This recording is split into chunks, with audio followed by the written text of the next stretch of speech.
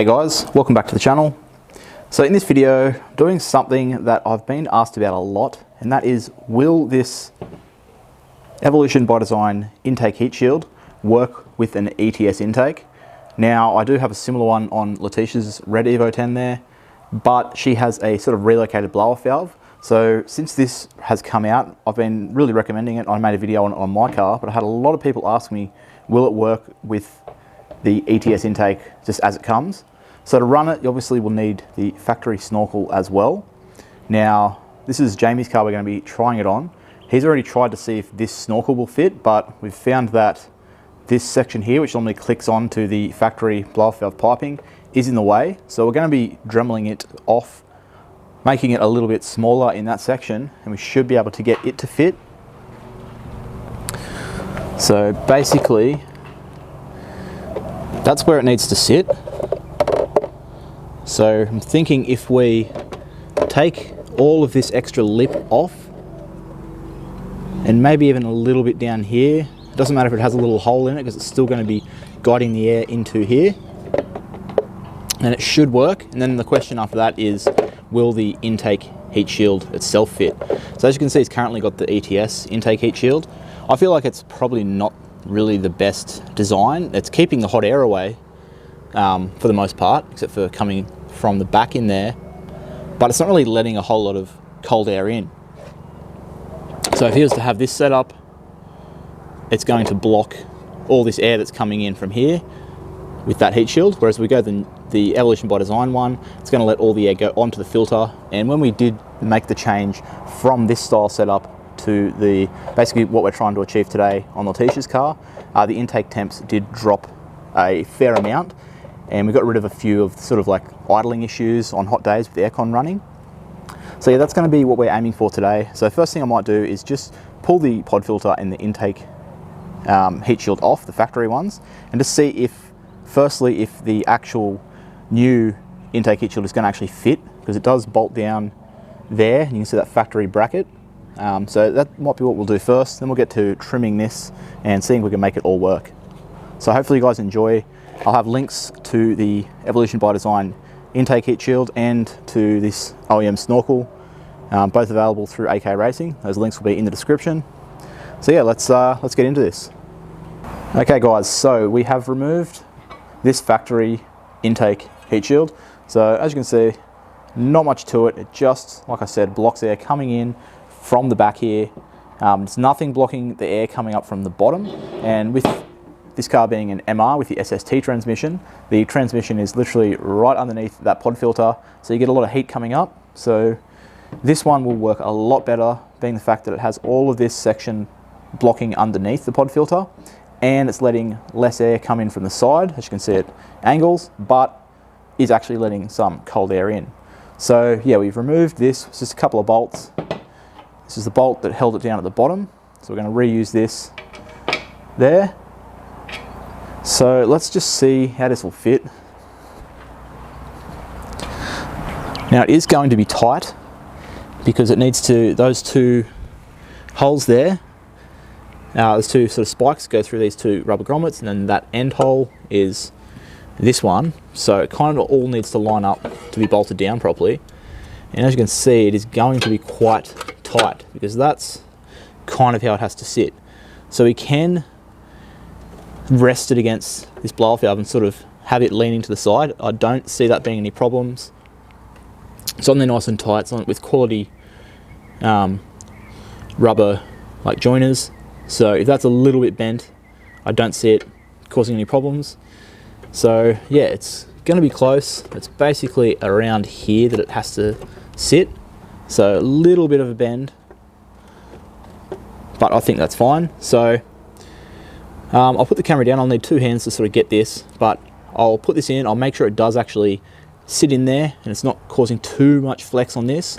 And then we'll pull it back out and we'll get our intake snorkel trimmed up and see if that's going to fit. And then I think we will be onto a winner with this. What I might do at the end as well is, I've had a lot of people ask me, will the APR carbon fiber tray that both Letitia and myself run, will it fit with the ETS intake with the blow-off valve relocated? So that might be the last thing we do I think if we'll get the intake snorkel to fit, it should be fine. But yeah, we'll grab that off my car and we'll try that on here just so we can answer a few questions today. But yeah, so I'm gonna get this in and show you guys how it looks. All right guys, so here's, oh, there goes something I needed. Here's where we're at. So there's the intake heat shield. Let's move this out of the way. So there's the intake heat shield just roughly placed down. So I've got the bolt down in there holding it in. I've just hand tightened this pod filter on. So this is how it's all going to sit. Now you can see this is pushing the blow off valve a little out of the way. I think as long as these clamps are tight, which they are, it should be okay. I was saying to Jamie, you could possibly, because it's mainly hitting here, so you could possibly like cut this section of it off, but I don't think it's too bad. Like, there's not like much pressure pushing it far. So yeah, that looks doable. This will fit. It's not like it's not a perfect fit, obviously, because it is pushing this, but it fits. And then for our intake snorkel, obviously you can see just how much it's hitting against the blow-off valve itself. So yeah, if we trim this off, we get a little bit better, but it does need to basically sit there to get bolted or clipped down to these two holes. So, I mean, for a start, this piece, but maybe we'll trim more and we'll see how we go. So I'm going to break the Dremel out. I'm just going to cut it and start to sort of playing around, see if I can get it to work before we pull all this back off and like actually clip this down and use our rubber grommets, because they're not actually holding that at the moment, it's just the bolt. So yeah, I feel like it's going to work. I feel like it's already a better option than the factory ETS heat shield. So I'm going to, like I said, get this trimmed up and I'll show you guys where we end up with it. Alright guys, so update, all I trimmed off was this little piece here and it fit. So it did then, and we've like even clipped it down, so it's fully in. Obviously we haven't tightened up the pod filter and tightened up the intake heat shield, but it's pretty secure, even though that's just finger tightened, that bolt down there, and the rubber grommets aren't actually in. But it did, by pushing this down, it pushes the heat shield over a little bit more, so it did put a little bit more bend into this. So we're gonna just install it.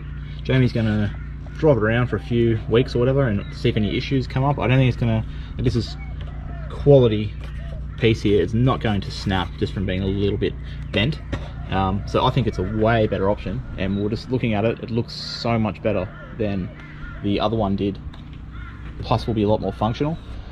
So yeah, that's where we got to. Wasn't much modifying. So I mean, people have been asking me, does this fit?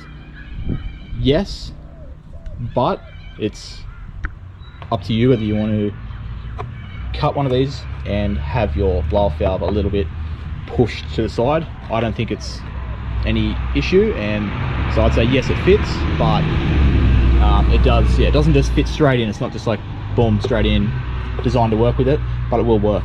So yeah, what we're going to do now is going to pull everything back off and just tighten everything, fit it properly. Like, this pod filter still just sitting loosely, and then before we just put it all back together with his actual pieces, we're going to pull my snorkel off and my APR tray and just see if they will fit with this setup as well, just to answer one other question I commonly get. So yeah, we'll do that now after.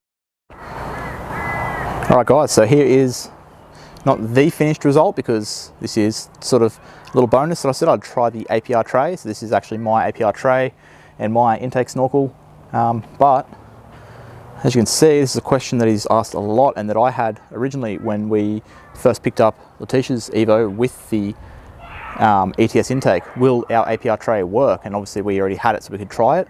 But these are not cheap, they're quite expensive items, so most people aren't going to want to buy it if they don't think it's going to work. So I can confirm it will work with the ETS intake. You will just need to have your blow-off valve bent down out of the way like this, and there is no point in running this APR tray if you're going to have the factory ETS intake heat shield that we removed. You would want this setup. So this is now a pretty good intake setup. We've got the air coming through the APR tray into the snorkel here that then goes into the pod filter. So yeah, pretty good setup. The only thing we would need to equal mine is the FQ400 vent there, which Jamie said he wants to get soon. So yeah, there we go. This APR tray isn't sitting 100%. You can see it's missing this clip here because I actually would need to trim a little bit more off this intake snorkel to make it sort of sit down nicer. But it's all covered up, so you can see how ugly that looks underneath. That was my terrible job at dremeling and almost stuffed up and cut the whole thing in half. But yeah, if Jamie wants to pick up one of these, he could just, all it needs is a little bit more trimming down there, and then it would sit flat. But either way, that's how it looks. Looks really good. And so I'll just quickly pull this off, put his stuff back together, and we'll show you how it all looks with the factory radiator tray and the snorkel that he's bought. Alright guys, so here is the finished result with Jamie's actual parts in. So you can see we've got his factory radiator cooling tray and his new OEM snorkel with the Evolution by Design Intake Heat Shield. So everything is in, everything is installed as it should be. So that's how it looks. I think it's a massive improvement, and it did fit. Just a little bit of cutting there and a little bit of moving things to make it all work. So yeah, I think that's the kind of best solution for an ETS intake. Let me know what you guys think. If you're keen to get one of these, there'll be a link in the description for both parts, but you can get this OEM snorkel from Mitsubishi possibly, but AK Racing do have these in stock. And yeah, this Evolution by Design Intake Heat Shield is exclusively through AK Racing. So if you're not in Australia and you're looking to buy one of these, you go on their website. It won't actually say that they do international shipping, but if you send them an email or a message and just say you would like to buy one of those, and they'll just ask for basically your postage address, and they'll send you a quote and a PayPal link to pay it. If you do, make sure you tell them that I sent you over there. And yeah, so there we go. Success for today. So really happy with that. That is going to be it for this video. So hopefully you guys enjoyed. I know it's nothing crazy. We've already fitted one of these intake heat shields on the channel, but had that many people asking me whether it will work with an ETS. So with Jamie wanting to install his, I thought why not just come around and we'll see if we can make it work, and if so, make the video on it. So yeah, that's it for today. Hopefully you guys did enjoy it. Give it a thumbs up down below if you did, and make sure you subscribe to the channel if you're not already. But with all that said, I'll catch you guys next time.